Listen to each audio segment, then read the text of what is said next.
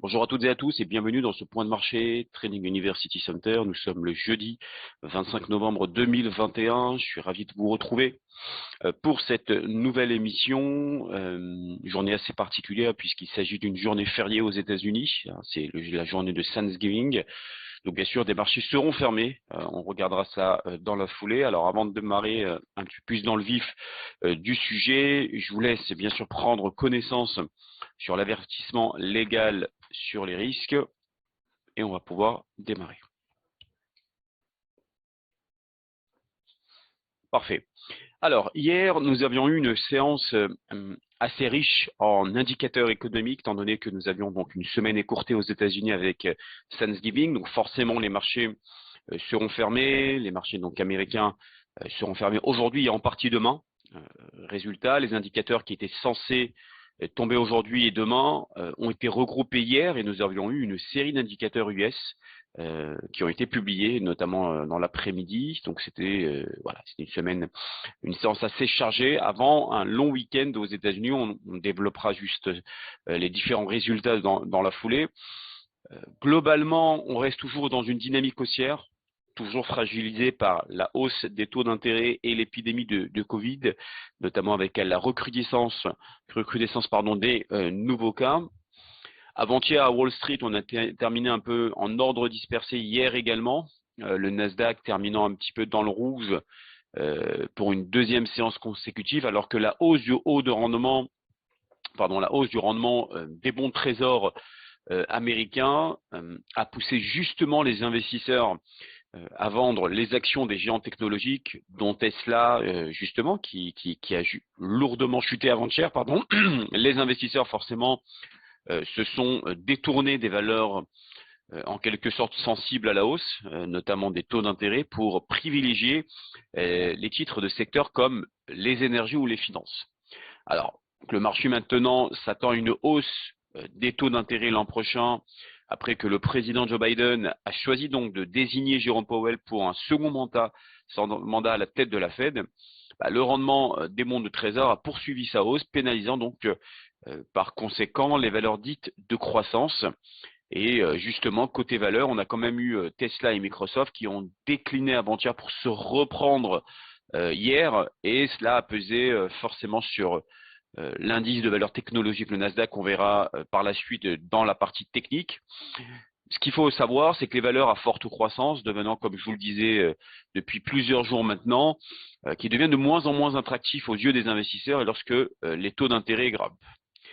Parmi les majeurs, je dirais les secteurs majeurs du S&P 500, il y en a quand même eu celui de l'énergie qui a quand même enregistré la plus forte hausse de la séance à plus de 3%, alors que les prix du pétrole se sont rétablis justement à un pic une semaine après que Washington annonce le déblocage justement des réserves pétrolières américaines, en coordination bien sûr avec d'autres pays, afin de tenter d'enrayer la flambée des prix qui n'a pas répondu à toutes les attentes. Wall Street sera fermé aujourd'hui, comme je vous le disais en introduction, et clôturera donc surtout plutôt vendredi pour le fameux week-end de Thanksgiving. Hier, la bourse de New York a terminé, je dirais, plutôt en mode dispersé, après donc de nombreux indicateurs à la veille donc de cette journée fériée, et la confirmation que la Réserve fédérale semble divisée sur la conduite à tenir face à l'inflation. Le Dow, tout ce qui est valeur industrielle, termine en baisse de 0,03%, 35 804. L'indice S&P a progressé de 0,2% à 4 701. Dans le même temps, vous avez l'indice technologique, le Nasdaq, qui avait perdu jusqu'à 1% en début de séance, avait terminé sur un gain de 0,4% à 15 845. Donc voilà, les indices ont hésité, j'irai sur l'orientation à prendre après donc cette série d'indicateurs qui ont confirmé que l'économie américaine était en bonne santé, mais restait confrontée donc à des difficultés liées à l'inflation et aux problèmes d'approvisionnement. Concernant les indicateurs d'hier, la confiance des ménages américains qui conditionne une partie des dépenses de consommation a reculé en novembre à son plus bas niveau de 10 ans, en raison des inquiétudes aussi au sujet de l'inflation, selon notamment l'enquête de l'Université du Michigan. Le département américain de commerce a annoncé que l'indice PCE mesurant donc les prix liés aux dépenses de consommation des ménages américains s'était inscrit en hausse de 5% sur un an en octobre, conformément bien sûr aux attentes des économistes.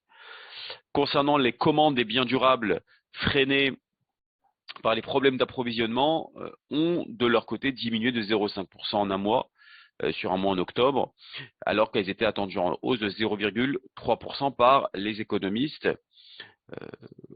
Sauf sur le reste, je dirais sur tout ce qui est nombre d'actifs américains effectuant une première demande d'allocation chômage. Alors ça, c'est plutôt une bonne surprise et une bonne nouvelle, puisque la demande d'allocation chômage a baissé de 71 000 lors de la semaine, qui s'est terminée donc le 20 novembre à 199 000, pour tomber à son plus bas niveau depuis la fin 1969. Donc ça, c'était plutôt une excellente nouvelle. Et voilà, donc les rendements ont progressé cette semaine, alors que les investisseurs s'attendent à de plus en plus de resserrement au niveau de la politique monétaire de la Fed dans un avenir très proche, face bien sûr à l'amélioration de l'économie et l'accélération donc de l'inflation. Hier, il y avait également un événement important, puisque à 20 h, il y a eu le compte rendu de la dernière réunion de la politique monétaire des 2 et 3 novembre, qui a été publié hier. Les membres de la Fed se sont montrés plutôt préoccupés par l'accélération durable de l'inflation. Certains d'entre eux plaident notamment pour une réduction accélérée des rachats obligataires, voire même pour une hausse, donc comme je vous le disais précédemment, à une hausse des taux directeurs en cas de persistance des tensions sur les prix.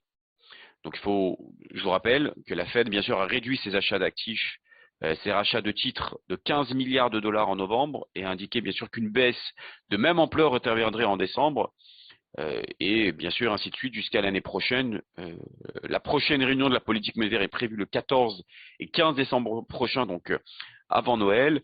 Et aujourd'hui, donc, c'est une célébration importante, puisque c'est Thanksgiving, et donc les marchés fermeront, enfin il n'y aura pas de marché ouvert concernant la partie américaine, et de manière anticipée demain. Concernant la France, hier matin, l'INSEE qui a fait état, je dirais, d'une amélioration du climat des affaires en novembre dans l'industrie, comme dans les services, et les marchés restent quand même assez préoccupés à la suite d'éventuelles nouvelles restrictions sanitaires supplémentaires face à la résurgence du Covid-19 en Europe, comme vous avez pu le voir hier. C'est vrai qu'on est dans le début d'une 5e vague. Et je vous ai présenté effectivement un graphique, notamment le début assez violent d'une cinquième vague qui risque d'être présente, et les données qu'on est en train de prendre encore une fois montraient effectivement des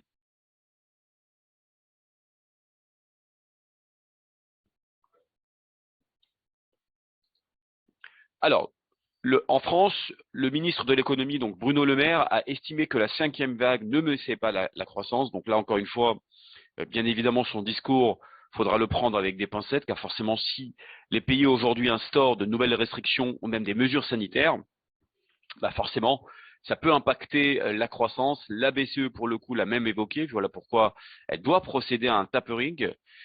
Voilà pourquoi aussi elle ne veut pas procéder à une hausse de taux en 2022 non plus, hein, parce qu'il faut le savoir qu'elle ne veut pas procéder comme les États-Unis pour le moment. On verra comment les discours de Christine Lagarde vont intervenir par la suite. En tout cas, l'épidémie du Covid aujourd'hui, actuellement toujours des problèmes, et donc forcément, si la BCE met un tour de vis dans sa politique monétaire ultra accommodante, derrière, ça pourrait pénaliser la reprise économique, où Bruno Le Maire se montre un petit peu très très optimiste, hein. Je pense en même temps, qu'en même temps, on a une année, l'année prochaine, il faut savoir qu'on sera en période électorale, donc forcément, c'est pas le moment de plomber le moral des Français, j'ai envie de dire, mais soyons réalistes, de nouvelles mesures pèseront sur la croissance au 4e trimestre. Et pareil, hein, en Europe, si d'autres pays emboîtent le pas et mettent en place des mesures de restriction, dans tous les cas, ça ferait limiter, mais forcément, ça va limiter la croissance à venir en zone euro, et bien évidemment en France, qui maintenant, encore une fois, la France pourrait éviter, hein, de se mettre en place des mesures de restrictions, étant donné qu'il y a quand même des élections à venir. Ce serait donc dommage de se mettre des électeurs à dos. Côté macro, je voudrais vous montrer un graphique qui est quand même assez intéressant que qu'on a vu hier, notamment sur le site toujours isabelnet.com, où là effectivement, comme je vous le disais, hein, c'est une semaine assez calme. Donc on a des indicateurs et des statistiques macro qui sont tombées cette semaine. Là, on a eu hier notamment une pluie d'indicateurs et des statistiques hier après-midi, mais là, la semaine étant globalement assez calme. Ici, vous avez un graphique assez pertinent. Ça dit que la hausse des marchés financiers était due certes à la reprise économique, mais aussi aux injections massives de liquidités de la part des banquiers centraux et surtout aux États-Unis, ce qu'on appelle les buybacks, à savoir les rachats d'actions. Je me semble, si mes souvenirs sont bons, que je vous avais présenté ce graphique il y a quelques temps de cela, et on commençait doucement à monter en flèche et à rattraper donc le précédent record de 2018 que vous voyez là, aux alentours des 870-875 milliards de dollars, voire même 900 milliards de dollars. Et je vous disais qu'à l'époque, à ce rythme-là, d'ici la fin de l'année, on devrait logiquement battre le précédent record de 2018 et c'est chose faite, puisqu'actuellement on est quasiment, donc la dernière mise à jour a été faite le 12-13 novembre. Les entreprises américaines ont annoncé un total de plus de 1000 milliards de rachats d'actions en 2021. Ah, c'est du jamais vu, hein. C'est un record. Voilà, c'est un record, hein, c'est la première fois qu'on voit ça. De toute façon, je vais vous dire, cette année, c'est une année de tous les records, que ce soit sur les indices, sur les crypto-monnaies, bref, en tout cas, tout explose.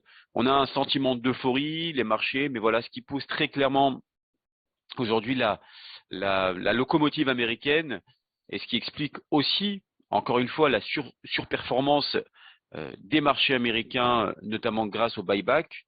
Et encore une fois, comme on a pu le voir, notamment les séances précédentes, il y a quand même aux États-Unis les entreprises du S&P 500 qui ont très largement battu le consensus, ont même enregistré des bénéfices records. Donc forcément, avec de tels bénéfices, eh bien, elles décident massivement de racheter leurs actions, ce qui permet, je dirais, de faire gonfler tout simplement, de manière certes artificielle, le cours de l'action. Voilà ce qu'il faut le retenir en tout cas pour les buybacks. Et encore une fois, si on continue à ce rythme effréné, je pense que d'ici la fin de l'année, on pourrait même atteindre, à mon avis, les 1200 milliards de rachats d'actions aux États-Unis.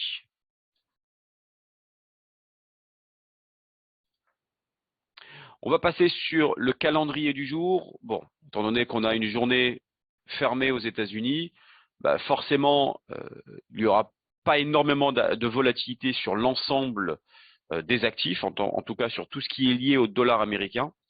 Le PIB en Allemagne est sorti négatif puisqu'il est sorti à 1,7% ce matin. À savoir que oui, effectivement, j'ai oublié de vous préciser l'heure au moment du PIB. Il est à 8 heures du matin, les résultats sont parus.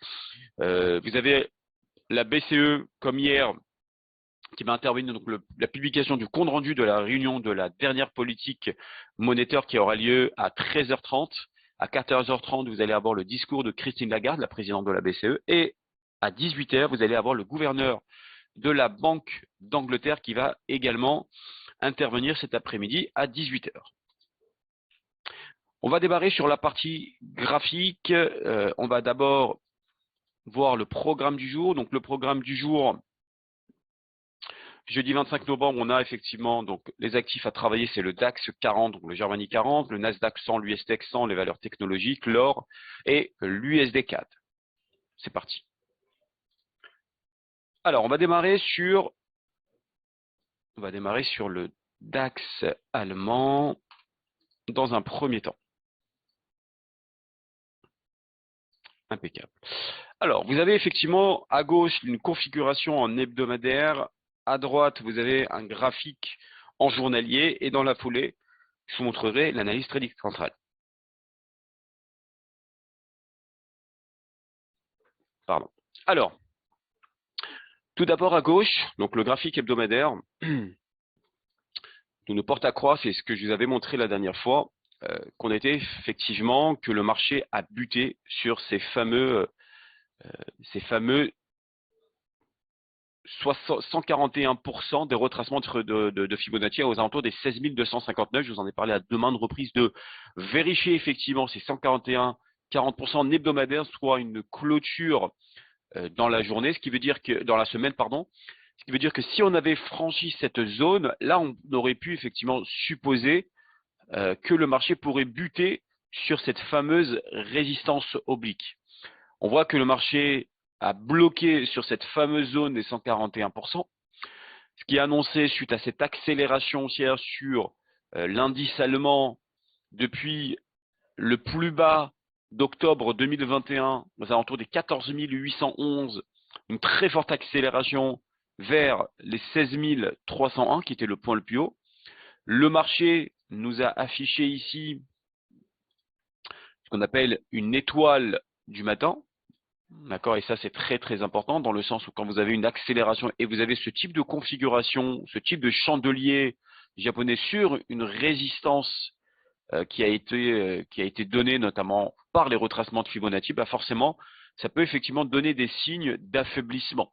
Les fondamentaux se joignent, je dirais, à la partie technique. Alors attention, il reste 1 jour et 14 heures avant la clôture de cette bougie hebdomadaire. Pour l'instant, ça reste baissier sur du moyen terme. Mais attention, le marché n'est pas encore totalement fermé, c'est-à-dire que la bougie de demain, comme c'est une bougie qui se terminera demain, à ce moment-là, on pourra en savoir plus. Est-ce que cette fameuse résistance ici, qui était donc support à ce niveau-là, a été cassée ou pas? Si c'est cassé à la fin de la semaine, alors le DAX allemand, donc le Germany 40, pourrait effectivement continuer sa décélération pour aller chercher ce prochain niveau de support qui serait sur du moyen terme aux alentours des 15 560. C'est la Tenkan-sen. Pour l'instant, on voit que le marché hésite. Vous voyez que vous avez le corps ici, vous avez la mèche ici. Tant que le corps n'est pas en dessous de cette fameuse résistance qui est devenue support ici, bah le marché pour l'instant reste haussier tant qu'on n'a pas cassé cette zone en hebdomadaire. Donc il faudrait patienter effectivement demain soir pour savoir est-ce qu'on casse ce niveau. Si ça casse, alors là on peut aller beaucoup plus bas. Concernant la partie journalière, donc si on regarde un peu le graphique en journalier, bah cette fameuse résistance que je vous ai tracée en hebdomadaire, bah, on le travaille sur du journalier et en journalier c'est cassé. Ce qui peut donner effectivement des signes d'affaiblissement. Et donc du coup, là le marché pour l'instant reprend des couleurs après donc une accumulation donc quasiment depuis le 18 novembre de la semaine dernière, bah, le marché affiche tout simplement 5 bougies, 5 chandeliers rouges, donc 5 bougies baissières. Le marché a un potentiel pour aller chercher les 15 847. Maintenant, ce qu'il faut savoir, c'est que en soi, si aujourd'hui on repasse au-dessus de cette résistance, ça va confirmer ce que je vous avais dit en hebdomadaire dans le sens où le marché n'a pas cassé ce fameux support et donc du coup on pourrait avoir un rebond la semaine prochaine et donc assister, comme je vous l'avais évoqué hier, à ce fameux rallye de Noël, rallye de fin d'année. Donc c'est une séance assez intéressante. Au niveau de l'analyse trading centrale, que je voudrais bien sûr vous montrer sur le DAX allemand en intraday.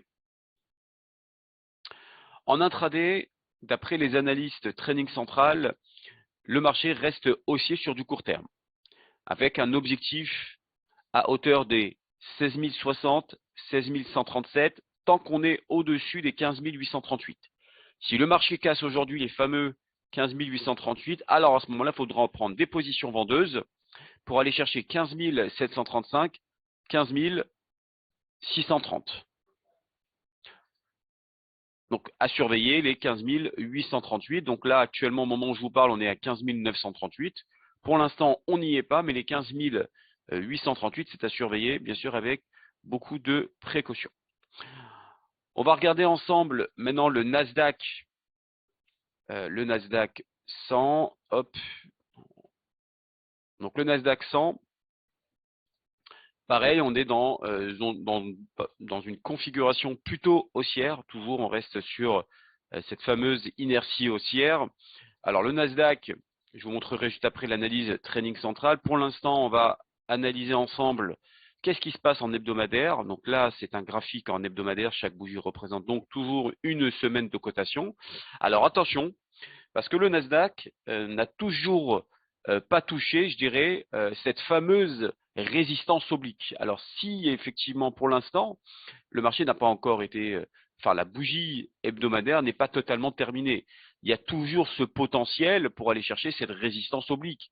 Donc compliqué de prendre des positions baissières, même si on peut avoir ici une sorte de divergence baissière, puisque si vous reportez, et c'est ce que je vous avais montré à de maintes reprises, qu'une divergence baissière entre l'indicateur et le prix, généralement on suit l'indicateur. Et effectivement, l'indicateur actuellement est en train de nous donner, des signaux baissiers, notamment avec le RSI, puisque les pics sont de plus en plus bas, alors que les pics sur le prix sont de plus en plus hauts. Donc pour l'instant, ça reste haussier.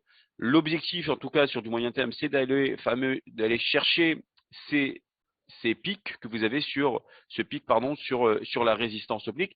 Et à ce moment-là, il serait judicieux de pouvoir revendre du Nasdaq, soit des prises de bénéfices, soit de faire ce qu'on appelle du VAD, de la vente à découvert. En tout cas, ça, c'est ce que vous avez en hebdomadaire. En journalier, que vous avez donc ici,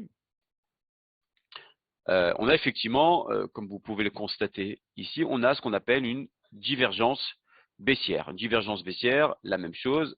Alors ça peut être intéressant.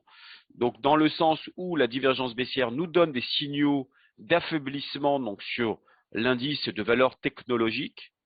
Cependant, ce qui pourrait être judicieux, c'est peut-être de patienter à ce qu'on touche cette fameuse résistance oblique qu'on a vue, notamment en hebdomadaire, pour pouvoir éventuellement prendre des opérations vendeuses. Pour l'instant, les signaux restent haussiers.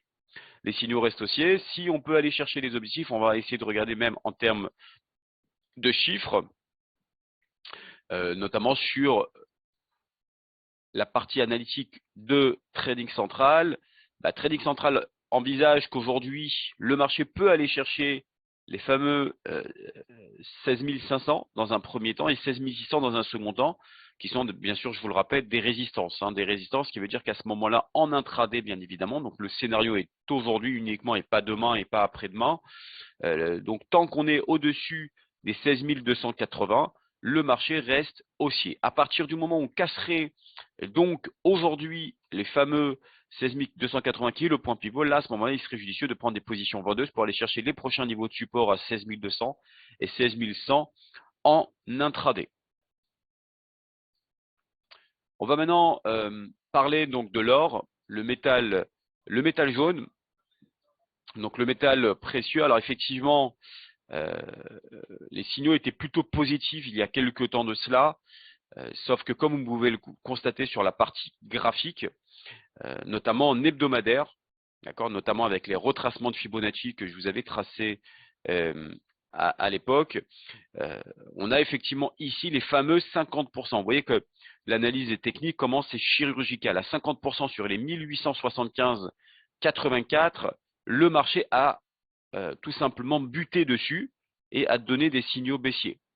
Maintenant, ce qui pourrait être intéressant, c'est de se dire, est-ce qu'on est reparti forcément à la baisse ou tout simplement, c'est juste une petite phase de retracement pour remonter et passer au-dessus des 1875. En tout cas, pour l'instant, tous les signaux sont plutôt positifs sur l'or, mais actuellement, les niveaux de résistance sont assez importants puisque vous avez dans un premier temps cette fameuse résistance, donc des 50% des retracements de Fibonacci. Vous prenez le point le plus haut ici, le point le plus bas, ça vous a donné ces fameux 50%. En parallèle, vous êtes sur un nuage où là, vous avez ce qu'on appelle le SSB, qui est également un nuage qui pourrait bloquer une poursuite haussière.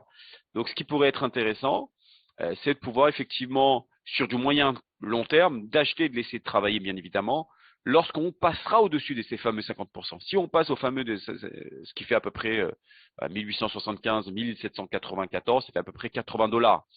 Donc si à ce moment-là on casserait, à ce moment-là on pourrait donner des signaux positifs et bien évidemment aller s'orienter à la hausse pour aller chercher les 61,80% à 1922, voire les 1989 dans un second temps. Ça c'est du moyen long terme. Maintenant, on va regarder un petit peu plus en journalier, qu'est-ce que nous donne le graphique. Alors, pourquoi le graphique, pour l'instant, commence un petit peu à rebondir? Ça va rejoindre un petit peu ce qui est donné aujourd'hui au niveau de l'analyse trading centrale. Bah, vous avez un premier creux ici. Donc, on rejoint, bien sûr, pour tracer un support oblique. Bah, vous prenez deux creux et vous avez rejoint celui d'hier. Et donc, ça va donner un signal plutôt positif sur l'or. Donc, une belle opportunité à saisir aujourd'hui, c'est l'or, où là, effectivement, même Trading Central envisage qu'on peut aller chercher sur du court terme les 1802. Les 1802 dans un premier temps. Je ne sais pas si vous arrivez à voir. Voilà, hop, 1802. Donc là, en l'occurrence, l'objectif Trading Central dans un premier temps, c'est les 1802. Donc comme vous voyez là, et 1809. Tant qu'on est au-dessus des 1784. Maintenant, si aujourd'hui on casse les 1784, on peut aller chercher les 1778, 1771 dans un second temps. Voilà pour la partie de l'or. Maintenant, on va aborder la partie l'USD CAD, donc la paire de devises monétaires, l'USD américain contre le dollar canadien. Malgré que les marchés sont fermés, le dollar américain continue de travailler. Malgré tout, c'est-à-dire qu'il est possible, bien évidemment, de se positionner sur les devises monétaires. Alors, on voit effectivement que la configuration sur l'USD CAD, notamment, reste haussier. Mais comme on l'a vu notamment sur les fameux, je dirais, fameux 50% notamment de retracement de Fibonacci sur l'or, vous avez également le même principe sur tous les actifs, notamment sur l'USD CAD, où là, effectivement, si vous prenez le point le plus bas ici, et le point le plus haut de cette vague haussière, vous avez des niveaux de résistance et de support qui sont tracés, notamment les 78, les 61,8, les 50%, les 38,20 et les 23,6. Alors qu'on voit que là, sur la partie hebdomadaire, on va agrandir la partie hebdomadaire pour que ce soit plus clair pour vous, qu'effectivement, pour l'instant, le marché bute, je dirais, sur les 23,6% des retracements de Fibonacci. Donc là, tant qu'on est en dessous de cette zone et 1.2726, c'est extrêmement compliqué de pouvoir se positionner, je dirais, à l'achat sur du moyen long terme. En tout cas, pour l'instant, ça bute et donc ça bloque la cotation à aller beaucoup plus haut. Alors attendez, là, vous êtes sur l'USD4, je vais vous mettre en journalier ici. Hop, là, c'est la partie journalière. Effectivement, là sur la partie journalière, vous avez une forte accélération ici. Alors, je vais vous tracer les Fibonacci également sur du court terme, c'est-à-dire, voilà, donc comme on peut le voir ici, donc là, la vague haussière qu'on a vue en hebdomadaire, on voit que le marché bute exactement sur les 23,6%, c'est pour ça que le marché corrige. Un nouveau, là, la dynamique serait plutôt baissière pour aller chercher les 1,2630, voire les 1,2610. Ça sera d'ailleurs les signaux plutôt positifs pour éventuellement racheter à ce niveau-là. Là, ça pourrait être un point d'entrée intéressant à l'achat. Pour l'instant, on reste sur une dynamique haussière. On reste sur une dynamique haussière bloquée sur ces fameux 23,60%. Sur du court terme, la tendance est plutôt baissière. L'objectif, si je regarde même sur une unité de temps 4 heures, c'est d'aller chercher ce plat aux alentours des 1,2620, 1,2630. Ça rejoint un petit peu ce qui est donné par les analyses trading centrales, où là, effectivement, d'après les analyses, c'est plutôt à la baisse. Tant qu'on est en dessous des 1,2680 sur du court terme, bien évidemment, nous sommes en intraday. Donc, tant qu'on est en dessous des 1,2680, l'objectif, c'est d'aller chercher les 1,2630, 1,2610 pour un deuxième objectif. Dans le cas où ça casserait les 1,2680, à ce moment-là, on pourrait acheter et aller chercher les 1,2695, voire 1,2710 pour un deuxième scénario.